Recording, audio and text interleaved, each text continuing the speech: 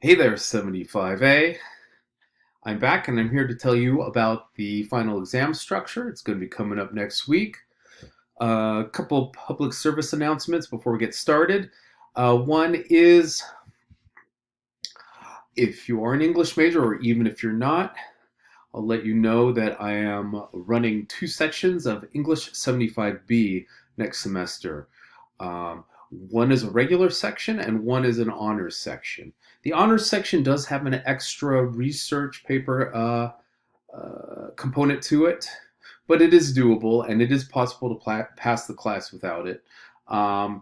If you are curious at all about the honors program, I encourage you to talk to me about it. I'm also on the honors committee. I've been doing honors work since I started at Chaffey, and I think it's a great program.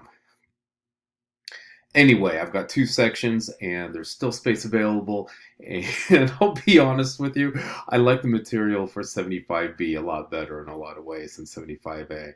Um, it'll be really, really fun. And I think that's all I was going to say about that. Other things will occur to me. Oh, the other thing I was going to say is I know you guys are getting really tired. Um, you're probably ready just to throw everything in the fire. Don't throw your laptop in the fire. It will explode.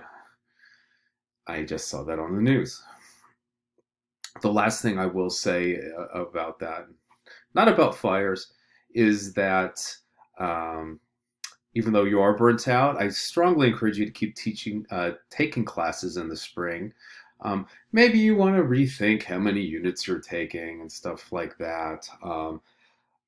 I know it's been a challenging semester for so many reasons, and next semester will be challenging as well. Our COVID numbers are going up.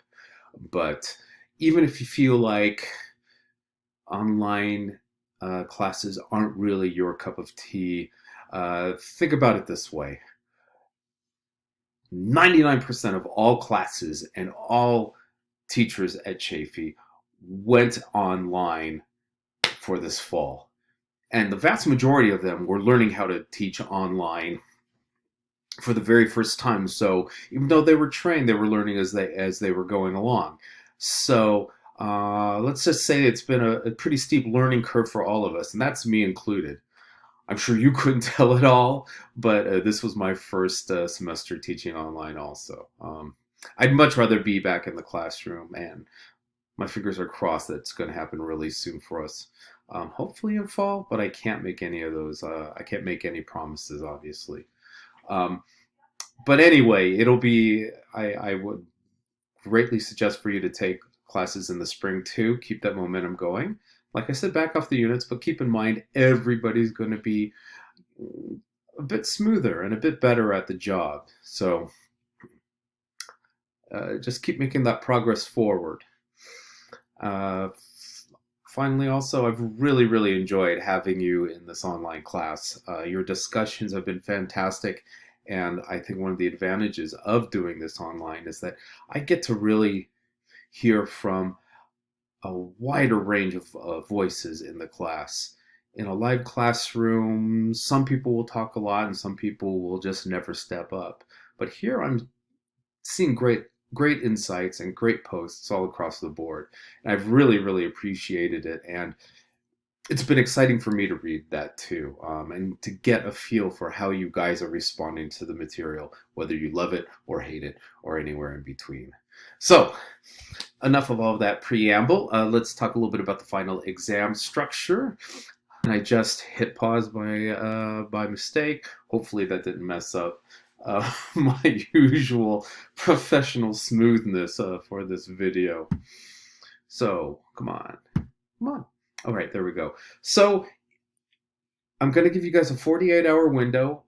It says the 16th on the syllabus, so I figured I'd give you the day before and the day after. So from 12 a.m. on the 15th, which will be very early Tuesday morning, to 12 a.m. the 17th, which is very late. Well, as late as you can strictly call it night on the 17th. Now, if you know ahead of time, there's just no way at all it's going to work. Please, please, please let me know. we'll find a way to squeeze you in somewhere. It's gonna, like the quizzes, it's gonna be open notes, it's gonna be open book, but it will be closed internet. So please don't go searching for new information or anything like that. I'm a real pro at distinguishing professional pros from student pros. So don't make me be the detective. Um, it's, I was going to say one more thing about that.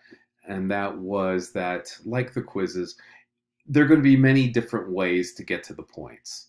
And it's going to allow you to use what you remember from the video lectures and from the discussions in terms of what you're going to put in. Now, it is cumulative, and I should have made a bullet for that, but I didn't. But it will tilt heavily towards material after the second quiz. So you will see some early stuff too, and again, if you're an English major, it's important for you to keep that knowledge in mind. If you're not, hey, it's just a good mental exercise. Lots of classes work this way. But again, you will have choices just like on the quiz. And you will have 2.5 hours to do it. I've struggled with the idea of making it a take-home paper and just said, write it and give it into me. But, I think at this point, we just need to tighten up that window. This is the amount of time that people get in a regular class. So you prep for it, you take it, and then you're done. So there's a bit of finality built into it. Nobody wants to prolong any of this next week. And part the first. This is straight out of the structure of the quiz. Choose 5 of the 10 following excerpts are the directions you'll see there. I'm going to ask you to write at least 5 sentences explaining the literary, aesthetic, cultural, historical, put social in there as well, and or political significance of it. Now keep in mind, when I say 5 sentences, I'm meaning 5 different independent points. And again, there are so many different ways you can fulfill those points.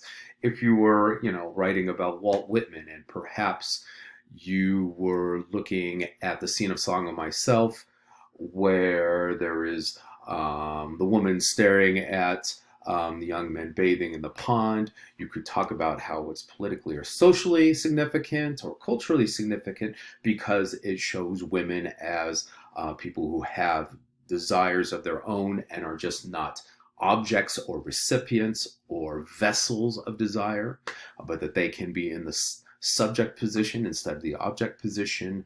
You could talk about the reversal of the gaze of desire.